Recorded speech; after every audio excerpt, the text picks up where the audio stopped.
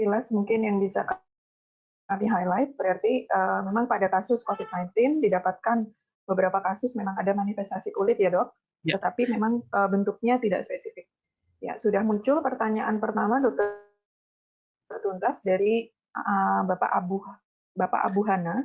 Pada hari keberapa muncul ruam pada pasien COVID-19? Mungkin dari kasus yang ada di artikel yang dokter presentasi. Ya, baik, terima kasih Bapak atau Bapak Abu Hana. Mungkin, dok. Atau Ya, mungkin Bapak. dokter ada wawasan lain. Silakan. Ya, terima kasih atas pertanyaannya. Untuk pertama, pada hari keberapa mulai muncul ruam pada pasien COVID-19 ini? Jadi Bapak Abu Hana, untuk kasus-kasus COVID-19 ini ada suatu ketidakkonsistensi, ada suatu ketidak ada suatu jadi antara satu pasien dengan pasien lain ini munculnya masih bervariasi, di mana ada yang muncul sebelum demam maupun setelah demam, dan manifestasi yang muncul pun itu tidak spesifik antara satu pasien dengan satu pasien yang lain, ini memiliki perbedaan yang cukup signifikan. Dari penelitian yang dilakukan di Italia pun ada pasien yang mengalami erupsi atau ada yang mengalami manifestasi pada saat pasien tersebut dirawat di rumah sakit. Namun ada beberapa pasien yang mengalami manifestasi kulit setelah pasien tersebut dipulangkan dari rumah sakit. Di sini kita lihat bahwa ada variasi antara satu kasus dan kasus yang lain. Dan untuk menjawab pertanyaan tersebut, sebenarnya kita memerlukan suatu penyelidikan atau riset yang lebih dalam dengan melibatkan jumlah kasus yang lebih besar, di mana keterbatasan dari jurnal-jurnal yang ada saat ini mereka hanya mengamati pada sampel yang masih sedikit. Ya, di mana pada jurnal yang terakhir yang diterbitkan oleh JADW ini hanya mengamati pada 18 pasien yang mengalami ruam pada kulit. Jadi memang tidak bisa kita prediksi kapan, sampai saat ini belum bisa kita prediksi kapan manifestasi kulit pada COVID-19 ini akan muncul. Tidak bisa kita samakan dengan manifestasi kulit akibat penyakit virus lain. Contohnya pada Roseola infantum yang inkubasinya 5-15 hari, kemudian diikuti oleh demam 3-5 hari, dan rest akan muncul 24-48 jam setelah demamnya akan turun. Ini masih belum bisa kita pelajari atau belum bisa kita lihat polanya pada COVID-19 karena adanya perbedaan atau variasi dari satu pasien dan pasien yang lain belum konsisten, jadi belum bisa kita simpulkan kapan manifestasi kulit tersebut akan muncul pada COVID-19. Mungkin sampai sekarang seperti itu jawabannya. Ya, terima kasih dokter tuntas. Saya rasa sudah sangat jelas jawaban dokter. Selanjutnya kita ke pertanyaan dari Ibu Diah Ayumira. Kalau saya bertemu pasien dengan tanda-tanda seperti yang dokter sudah terangkan ya, apa yang harus saya lakukan? Apakah melakukan screening apa saja, atau dirujuk ke rumah sakit? Atau bagaimana dok? Ya, baik, terima kasih pertanyaannya Dokter Diah Ayumira, PhD spesialis kulit dan kelamin. Jadi pasien bisa datang ke kita dengan tadi yang seperti telah disebutkan di jurnal, bisa dengan ruam exanthematosa, urtikaria, atau mungkin yang lebih jarang adalah vesikel yang menyerupai varicella. Yang pertama kita lakukan adalah kita harus menggali apakah pasien tersebut mempunyai riwayat kontak dengan pasien yang terkonfirmasi positif atau memiliki gejala yang sangat spesifik untuk COVID-19 seperti batuk, kemudian demam tinggi, malaise, dan apakah pasien tersebut juga memiliki kontak atau riwayat berpergian ke daerah endemis atau kontak dengan pasien yang dia sudah terkonfirmasi dengan COVID-19. Nah, itu perlu kita curigai pasien-pasien tersebut meskipun memiliki manifestasi kulit yang kurang spesifik. Nah, yang harus dilakukan ya kita bisa rujuk ke poli yang menangani khusus untuk COVID-19 untuk dilakukan screening lebih lanjut, mungkin yang sesuai dengan yang ada kebijakan di rumah sakit tersebut atau di daerah tersebut. Mungkin seperti itu, dokter. Ya, terima kasih Dokter Tuntas. Bapak Ibu, kami undang kembali pertanyaan selanjutnya ya. Dari Ibu Devi Artami, Dok. Selamat pagi waktu London, Dokter Tuntas. Izin bertanya, saya memiliki 2 pertanyaan. Yang pertama, beberapa hari yang lalu, TS saya mendapatkan konsultasi dari Bangsal Isolasi COVID dengan urtikaria. Pasien telah terkonfirmasi COVID-19. Lalu bagaimana membedakan urtikaria tersebut karena COVID-19 atau penyebab yang lain? Ya. Oke, Mungkin ini dulu dok dijawab, nanti kita lanjutkan yang selanjutnya. Terima kasih Dokter Devi Artami. Selamat pagi Dokter Devi Artami, spesialis kulit dan kelamin. Pertanyaan yang pertama, pertanyaan yang sangat menarik dokter untuk membedakan urtikaria.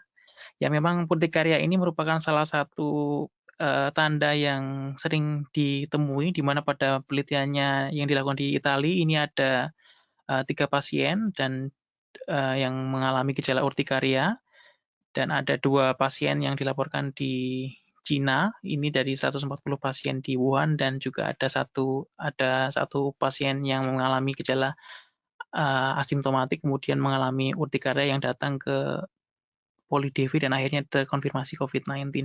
Oleh karena itu, sampai saat ini urtikaria menjadi salah satu yang diamati dapat muncul akibat infeksi COVID-19. Nah, di jurnal yang terbaru dijelaskan bahwa pada manifestasi kulit COVID-19 ini gatal yang menyertai atau gejala gatal atau ini sangat minimal, bahkan tidak ada.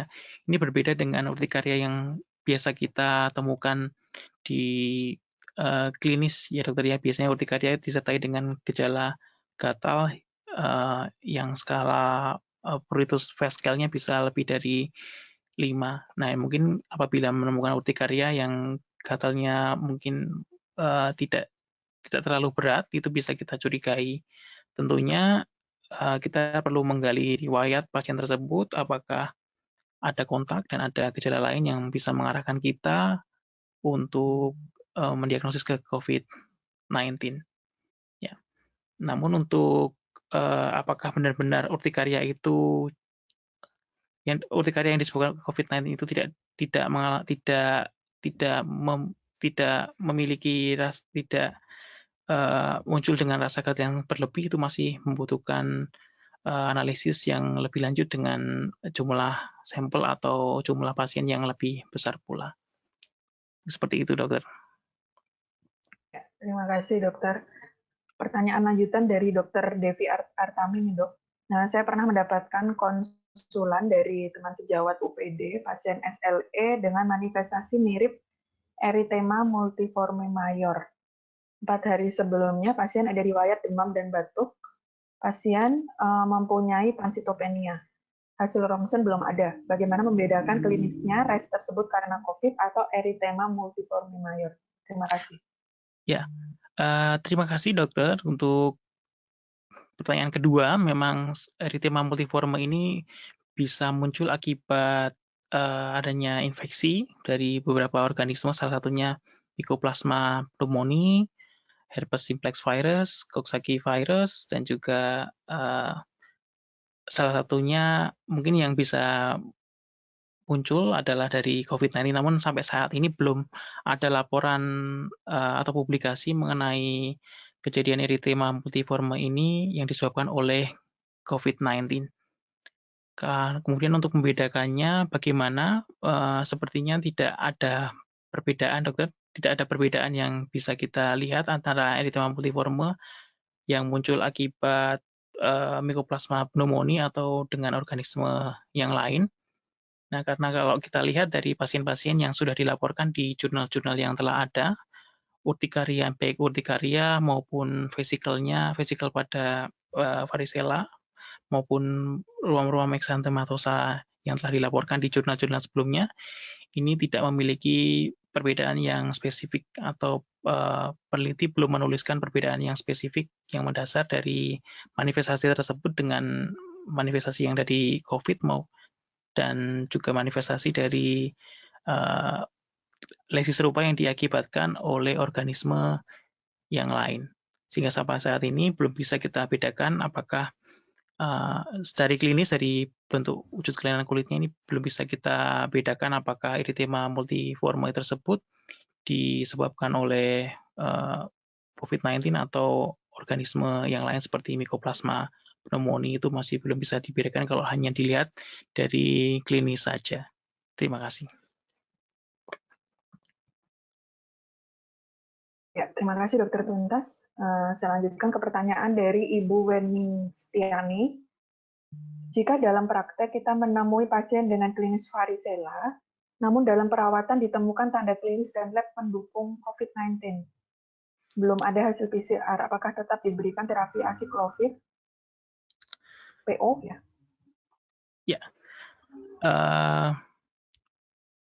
Ya, terima kasih Dokter Wening Setiani, spesialis kulit dan kelamin sejawat juga ini. Terima kasih atas pertanyaannya. Varicella ini dilaporkan menjadi salah satu lesi kulit yang ditemukan pada pasien-pasien dengan COVID-19, di mana 1 dari 18 pasien yang diamati di Italia itu mengalami vesicle-like chickenpox atau varicella. Nah, apa yang harus kita lakukan ketika kita menemukan pasien yang dengan klinis varicella? Tentunya kita melihat bahwa kita tahu untuk di riwayat klinis, riwayat perjalanan penyakit, mungkin dari historisnya kita bisa mengetahui apakah pasien tersebut mempunyai riwayat kontak dengan pasien-pasien COVID-19 atau tidak. Kemudian dari gejala prodromalnya atau itu apakah juga mengarah pada pada penyakit varicella atau tidak. Apabila iya, kemudian kita lihat pada klinisnya, di mana kita tahu bahwa pada varicella ini lesi vesikelnya adalah juice drop in rose petal, kemudian penyebarannya mulai dari trunkus, kemudian menyebar ke ekstremitas dan juga pada wajah. Nah, di situ bisa kita lihat apabila pasien memiliki riwayat dan juga pemeriksaan fisik yang mengarah ke varicella, kita bisa lakukan pemeriksaan lebih lanjut mungkin dengan sang tes untuk melihat apakah dari hasil sang tes itu juga bisa mengarahkan kita ini pasien adalah pasien varicella atau tidak. Apabila varicella tersebut terkonfirmasi dengan pemeriksaan penunjang sederhana seperti sang tes, ini bisa kita terapi terlebih dahulu dengan varicella. Tentunya setelah itu kita lakukan pelacakan lebih lanjut mengenai kemungkinan dari infeksi COVID-19, mungkin dengan pemeriksaan penunjang lain seperti ronsen toraks, CT scan, atau dengan swab jika modalitas tersebut sudah ada di rumah sakit dokter. Nah, itu bisa kita menunggu kalau umpamanya dari pemeriksaan fisik, anamnesis maupun pemeriksaan penunjang yang sederhana itu bisa mengarahkan kita ke varicella. Tidak ada salahnya untuk menerapi pasien tersebut dengan varicella. Tentunya dengan tidak mengesampingkan bahwa pasien tersebut juga mempunyai kemungkinan untuk terinfeksi COVID-19, apalagi di era pandemik seperti ini, dan apalagi apabila dokter juga bekerja di area yang merupakan area yang banyak kasus COVID-19 ditemukan, tidak ada salahnya untuk mencurigai pasien tersebut sebagai pasien yang terinfeksi COVID. Seperti itu, terima kasih. Ya, terima kasih Dokter Tuntas dan pertanyaan dari Dokter Wening. Selanjutnya, ke pertanyaan selanjutnya dari Ibu Irma Matondang. Siang dok, bila kami menemukan pasien seperti yang tadi dokter jelaskan, untuk terapi di fase ke-1 bagaimana ya dok? Dan untuk kelanjutannya apa tetap kontrol kembali atau bagaimana? Silakan Dokter Tuntas. Ya, terima kasih untuk Dokter Irma Matondang di Vaskes 1. Mungkin pasien bisa datang dengan keluhan seperti yang dijelaskan di jurnal ya, Dok. Bisa muncul sebagai ruam makulopapuler atau dengan lesi yang mirip varicella atau dengan urtikaria. Nah, tugas kita di Vaskes tingkat 1 melakukan penggalian yang sangat detail, yang lebih detail untuk pasien tersebut apakah ada kontak atau tidak. Jika ternyata pasien tersebut memiliki resiko tinggi, kita harus curiga dan kita harus merujuknya ke fasilitas kesehatan yang memiliki pemeriksaan lebih lanjut untuk pemeriksaan konfirmasi dari COVID-19 ini. Namun untuk terapinya bisa kita terapi dulu secara simptomatik, dokter, karena lesi-lesi kulit yang muncul untuk COVID-19 ini sebenarnya juga self-limiting atau bisa menyembuh dengan sendirinya. Jadi bisa kita terapi kita terapi dengan pengobatan yang simptomatik terlebih dahulu. Tentunya apabila ada risiko yang mengarah ke infeksi COVID-19 bisa kita rujuk ke Vaskes yang memiliki fasilitas untuk penegakan diagnosis dari COVID-19. Terima kasih. Ya, terima kasih dokter. Selanjutnya ada pertanyaan dari Dr. Kaira Anum. Ya. Apakah dengan APD level 1 cukup untuk melakukan praktek di poli? Dan bagaimana penggunaan dermoskopi apakah bisa menjadi sumber penularan? Ya, terima kasih Dokter Kaira Anum. Untuk proteksi di level 1 memang seperti yang tadi dijelaskan oleh Dokter Indra di depan. Untuk APD yang disarankan adalah surgical mask atau N95, kemudian gloves, gown, dan juga Google itu merupakan APD yang minimal bisa kita gunakan sebagai proteksi diri kita ketika kita bekerja di poli, ya. Kemudian untuk penggunaan dermoskopi, ini kita tahu bahwa dermoskopi ini ada yang kita gunakan menempel pada kulit dan juga ada yang kita gunakan tidak menempel pada kulit secara langsung. Namun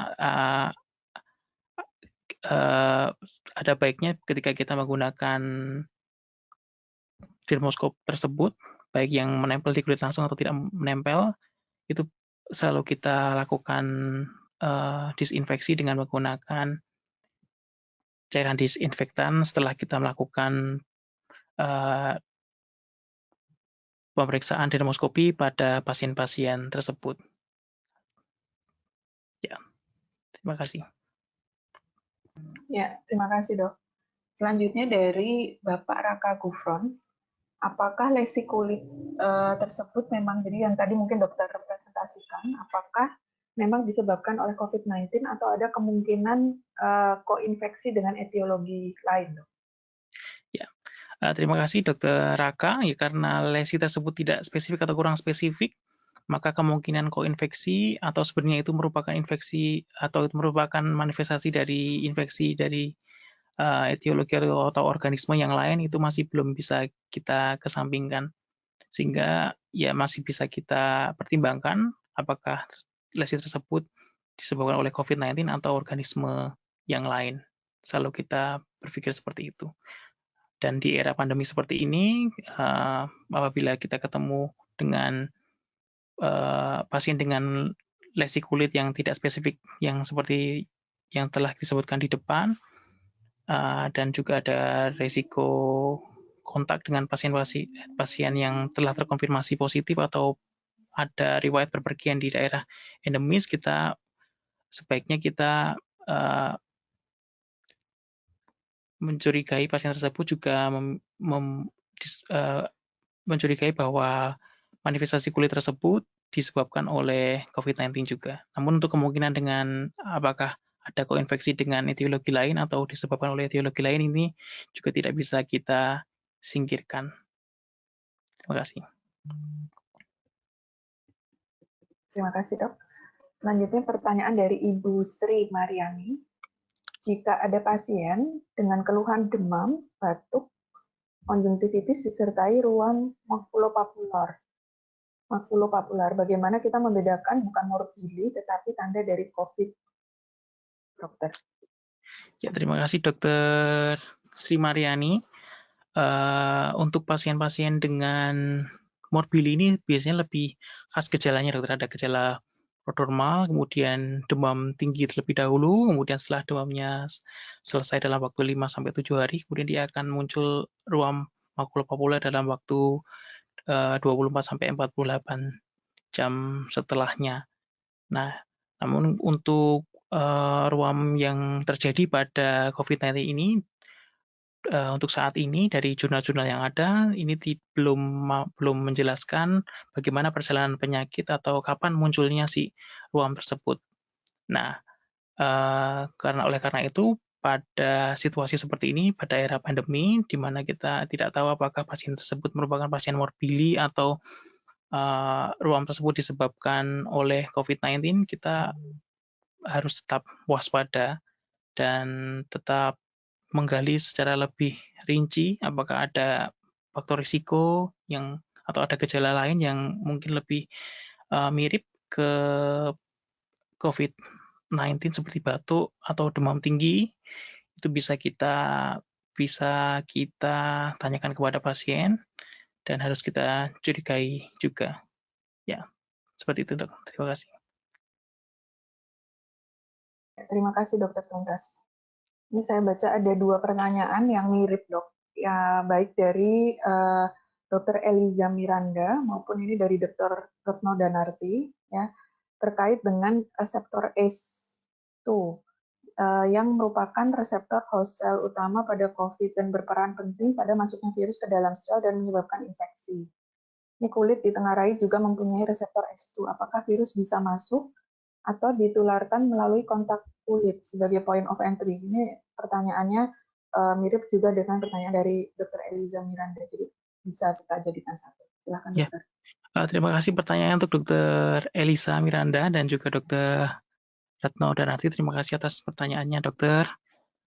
Untuk sampai saat ini belum ada bukti bahwa penularan bisa melalui kulit secara langsung, meskipun kita tahu bahwa di kulit juga memiliki reseptor ACE inhibitor, namun memiliki reseptor ACE, namun kita sampai saat ini belum tahu dan belum ada bukti yang lebih lanjut bahwa COVID-19 ini bisa ditularkan melalui kulit. Dan pasien-pasien yang ada yang dilaporkan dalam jurnal-jurnal tersebut juga diketahui mengalami penularan atau mempunyai manifestasi yang dari organ pernafasannya. Jadi sampai saat ini belum ada bukti yang mengarahkan bahwa infeksi COVID-19 ini bisa muncul dari atau bisa COVID-19 ini bisa bertular atau menularkan melalui kulit secara langsung. Terima kasih. Terima kasih, dokter. Selanjutnya ada pertanyaan dari Dr. Erawita Mukni, SPKK. Bila pasien datang dengan urtikaria dan riwayat demam beberapa hari sebelumnya, bolehkah diterapi dengan kortikosteroid oral? Terima kasih Dr. Erawita Mukni, spesialis kulit dan kelamin, untuk pertanyaannya.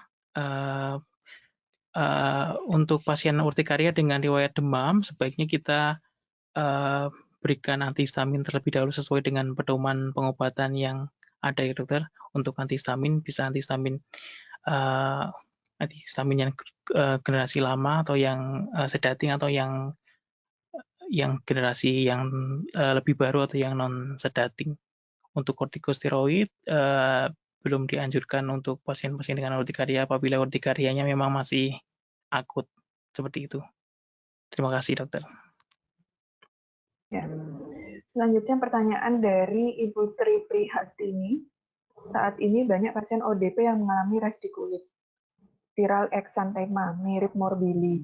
Dan kemarin ada pasien perawat yang tugas di isolasi, pasien COVID yang mirip dengan varicella. Sayang untuk rapid test tidak selalu bisa dilakukan.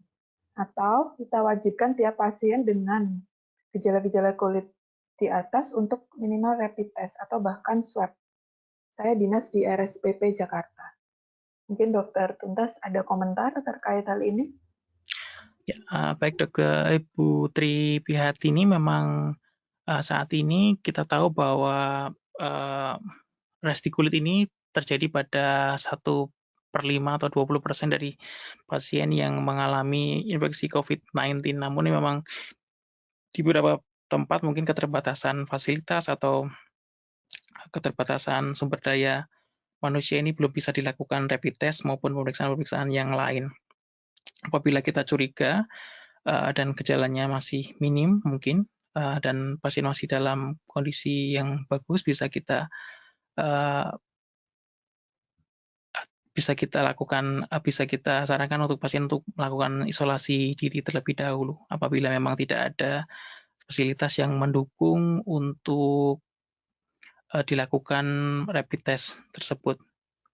Begitu hemat saya, Dokter. Terima kasih.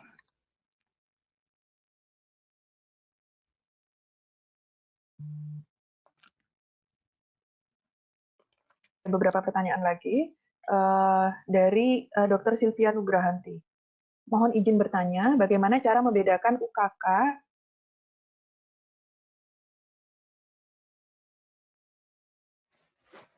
urtikari atau RES pada COVID dan kasus lain seperti morbili dengan transmisi lokal? Sepertinya di Solo ini, Dok. Apakah harus ada simptom COVID yang lain untuk kecurigaan cutaneous associated COVID-19? Bagaimana alur tata laksana dan terapinya? Terima kasih, Dok. Terima kasih Dr. Sylvia untuk pertanyaannya. Seperti yang dijelaskan di jurnal-jurnal yang telah terbit bahwa lesi kulit yang muncul, baik itu morbili, drug eruption, atau varicella, ini bisa muncul sangat mirip dengan yang muncul pada COVID, sehingga penelusuran di riwayat ini menjadi salah satu kunci yang penting untuk kita lakukan dalam manajemen pasien-pasien tersebut, Dokter. Jadi dari klinisnya saat ini belum ada tanda-tanda patognomonis yang ditemukan untuk membedakan apakah itu infeksi COVID atau infeksi yang disebabkan oleh organisme lain. Dan apakah harus ada simptom COVID yang lain? Jawabannya tidak, karena ada pasien-pasien yang awalnya muncul dengan peteki atau dengan urtikaria dan belum mengalami gejala batuk atau demam yang tinggi terlebih dahulu. Dan ternyata setelah dites, pasien tersebut juga mengalami infeksi dari COVID-19. Ya, jadi pasien tersebut tidak harus mengalami simptom lain dari COVID, tapi bisa saja manifestasi kulit itu terjadi sebelum adanya gejala-gejala yang lebih spesifik dari COVID-19. Tentunya kita harus lakukan observasi apabila dalam penggalian riwayat kita menjumpai adanya resiko yang tinggi dari pasien tersebut, misalkan pasien tersebut berpergian ke daerah endemis atau ada kontak, itu kita lakukan terapi simptomatik, tentunya dengan observasi yang lebih lanjut. Apabila muncul gejala yang lebih spesifik dari COVID-19, kita bisa rujuk atau bisa lakukan manajemen atau pemeriksaan penunjang lebih lanjut untuk menegakkan diagnosis dari COVID-19. Terima kasih, Dokter. Baik ya, terima kasih, Dok. Selanjutnya ada pertanyaan dari Dr. Niken Indrastuti. Selamat pagi, Dr. Tuntas SPDV di London. Jadi satu dari keempat manifestasi kulit tadi, jadi RES, urtikari, vesicle-like, dan petekie, sebaiknya pemeriksaan lab sederhana, darah rutin maupun kimiawi yang relevan perlu dilakukan atau tidak mungkin ya? Seperti itu pertanyaannya. Ya, terima kasih Dr. Niken Indrastuti, spesialis kulit dan kelamin konsultan. Terima kasih Dokter atas pertanyaannya. Untuk pasien-pasien dengan RES, urtikaria, vesicle-like maupun peteki, ini ya selain kita gali riwayat lebih dalam, untuk pemeriksaan penunjang sederhana juga perlu kita lakukan, Dokter. Ada baiknya misalkan untuk pemeriksaan dermografisme untuk urtikaria, untuk mengesampingkan itu merupakan urtikaria fisik, kemudian ice cube test untuk mengetahui apakah urtikaria itu disebabkan oleh yang dipicu oleh temperatur atau suhu lingkungan, itu bisa kita lakukan. Dan untuk vesikel bisa kita lakukan sang tes untuk mengesampingkan penyakit-penyakit lain atau etiologi lain yang bisa mendasari kondisi tersebut. Tentunya jika ada pemeriksaan darah dan pemeriksaan darah kimiawi itu bisa kita lakukan juga untuk melihat apakah ada limfopenia pada pasien tersebut. Terima kasih, dokter. Terima kasih Dokter Tuntas. Selanjutnya, pertanyaan dari Dr. Aulia AF. Mohon informasi untuk pasien yang memang sudah bertahun-tahun punya folikular dermatitis, kapan kita perlu curiga bahwa lesi yang baru adalah sesuatu yang tidak biasa? Karena lesi baru biasanya memang berupa eritema tidak spesifik. Terima kasih, Dok. Ya, terima kasih Dokter Aulia, spesialis kulit dan kelamin. Memang untuk saat ini kita masih belum tahu apakah ruam kulit yang spesifik yang seperti apa yang bisa kita jadikan acuan bahwa ruam tersebut merupakan ruam yang pasti disebabkan oleh COVID-19.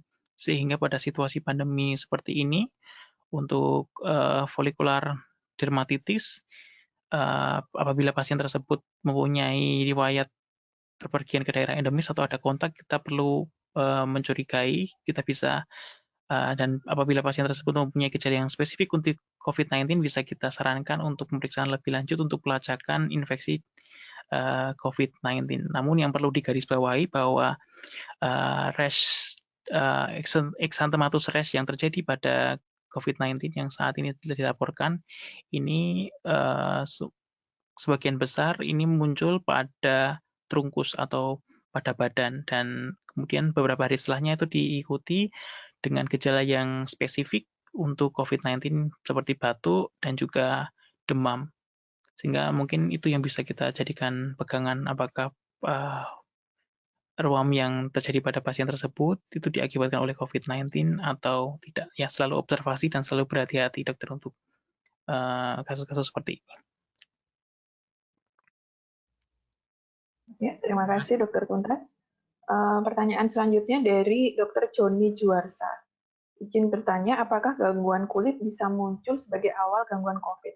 Bagaimana pasien-pasien yang sedang dirawat sekarang ini sebagai PDP, apakah muncul kelainan kulit? Ya dokter, terima kasih pertanyaan untuk Bapak Joni Juarsa. Dikatakan dari laporan kasus yang sudah ada maupun dari penelitian yang sudah ada, ini gangguan kulit seperti peteki ini bisa muncul sebelum gejala COVID yang lebih spesifik ini muncul. Jadi jawabannya bisa, dan biasanya beberapa hari setelahnya diikuti dengan munculnya gejala yang lebih spesifik.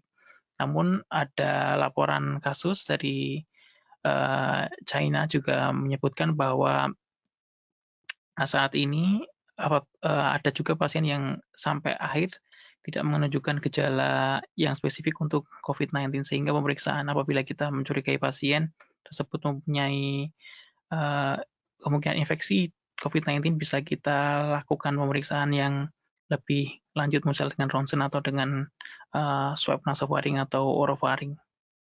Kemudian pertanyaan yang kedua, yang apakah semua pasien PDP akan mempunyai muncul kelainan kulit? Ya, jawabannya mungkin bisa tidak, karena dari penelitian yang sudah ada, ini sekitar 20%, ini pasien akan mengalami kelainan kulit berupa ruam exanthematosa, urtikaria maupun vesicle-like eruption. Terima kasih.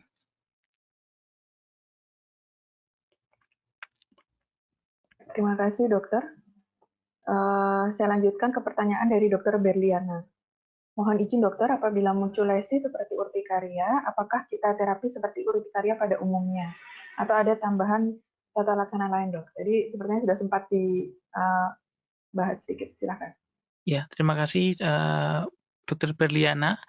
Untuk urtikaria tetap kita terapi seperti tata laksana pada umumnya, karena lesi-lesi pada apabila lesi tersebut memang disebabkan oleh COVID-19, lesi-lesi tersebut akan membaik dengan sendirinya setelah beberapa hari.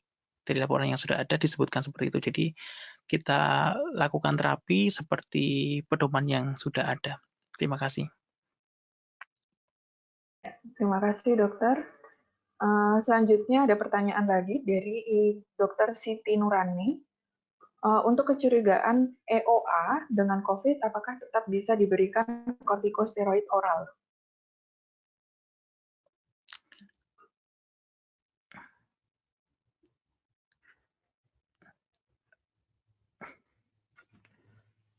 Halo, dokter? Halo ya, ya terima kasih Iya? pertanyaannya, Dokter Bu Siti Nurani. Untuk EOA ini, uh, apakah bisa diperjelas EOA ini apa nih? EOA ini apa kepanjangannya ya, dok ya? Ya, Oke, takut kita tunggu mungkin misunderstanding. nanti yang lebih Ya, jelas. Kita tunggu nanti mungkin ada pertimbangan pertanyaan nularnya yang lebih itu jelas. apa? Mungkin Saya kurang tahu ya. ya baik. Tidak apa-apa, dok. Kita tunggu mungkin nanti ada pertanyaan yang lebih jelas dari Ibu Siti Nurani. Mungkin EOA ini yang dimaksud apa, Ibu Siti Nurani? Kemudian mungkin saya ingin menyambung ke Litbang. Apakah mungkin ada pertanyaan dari YouTube dari Litbang mungkin?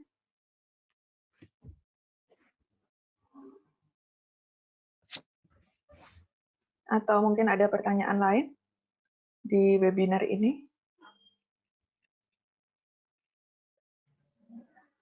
Kita tunggu sebentar lagi ya, Dokter Tuntas. Oh ya, maksudnya erupsi obat alergi, dok. EOA tadi, dok. Oh, iya, ya. Untuk EOA untuk erupsi obat alergi tentunya kita tetap berikan dengan kortikosteroid oral, dokter, untuk tata laksana untuk EOA bisa tetap kita berikan dengan kortikosteroid oral. Selain kita terapi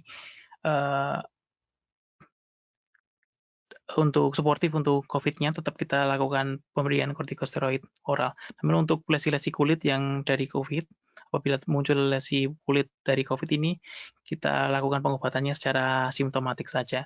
Namun apabila disertai dengan penyakit lain atau komorbid dengan penyakit lain, kita lakukan terapi sesuai dengan pedoman yang ada atau guideline yang ada untuk kondisi tersebut.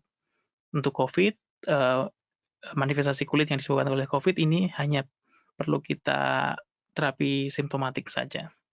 Terima kasih. Ya, terima kasih, Dokter Tuntas. Dari Litbang, apakah mungkin ada pertanyaan tambahan? Atau mungkin dari YouTube ada pertanyaan lain lagi?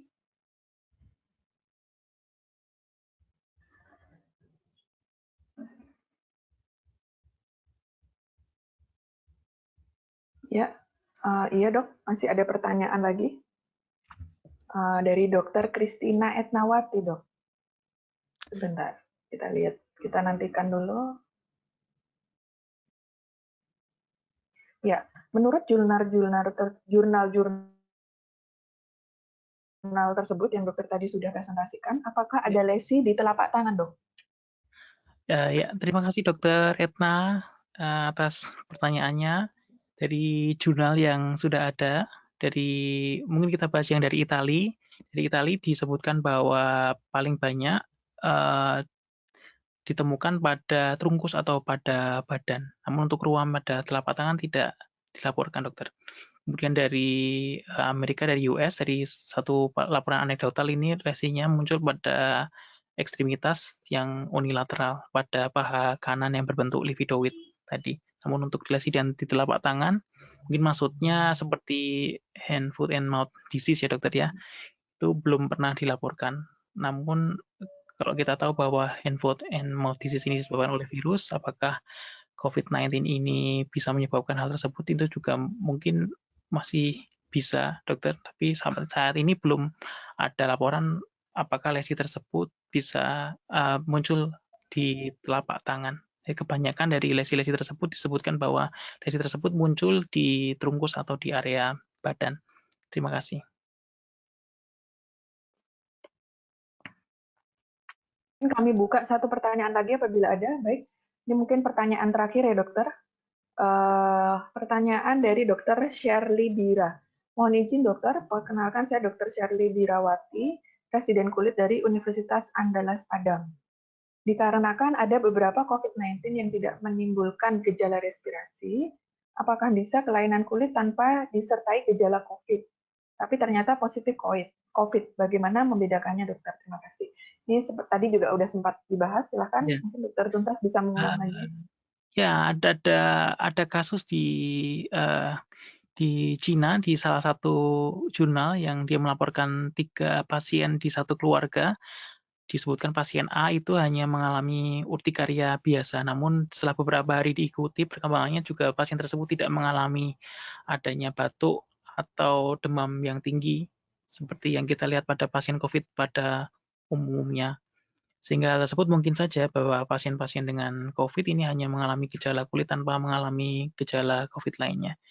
Dan membedakannya bagaimana, saat ini belum ada pakem tertentu atau tanda patok pneumonis tertentu yang bisa membedakan antara lesi kulit yang disebabkan karena etiologi lain maupun spesifik yang disebabkan oleh COVID-19 ini belum ada tanda patok pneumonisnya. Ya, sehingga tetap perlu berhati-hati dan gali riwayat lebih dalam lagi untuk pasien-pasien yang memang kita curigai. Terima kasih dokter. Ya, baik. Terima kasih. Ini bersamaan dengan azan juga di Jogja, dok. Alhamdulillah. Ya. Mungkin kita kita untuk sesi dokter tuntas baik presentasi maupun pertanyaan kami ucapkan terima kasih dokter sudah bersedia untuk menyampaikan materinya. Kami ucapkan terima kasih juga kepada Dr. Indra Trimahayana atas kesediaan beliau untuk menyampaikan materinya. Kami bacakan kembali Bapak Ibu disclaimer dari acara webinar kita kali ini. Webinar ini bertujuan untuk mengkaji informasi penelitian terkini tentang COVID-19 yang terus berkembang setiap saat. Kajian ini namun tidak ditujukan untuk memberikan rekomendasi keputusan medis, namun hasil kajian ini diharapkan dapat memberikan wawasan dalam pembuatan panduan pelayanan medis yang dilakukan oleh lembaga yang berwenang seperti Kementerian Kesehatan atau asosiasi profesi. Ya, sekali lagi terima kasih Dokter Tuntas. Selamat beristirahat kembali di London. Dan terima kasih kepada Dr. Indra. Selamat bertugas kembali di RSUP Sarjito. Bapak Ibu sekalian, semoga sesi webinar kita kali ini bermanfaat. Sampai jumpa lagi di sesi-sesi webinar selanjutnya. Terima kasih sekali atas pertanyaan dan antusiasme dari Bapak Ibu sekalian. Assalamualaikum warahmatullahi wabarakatuh.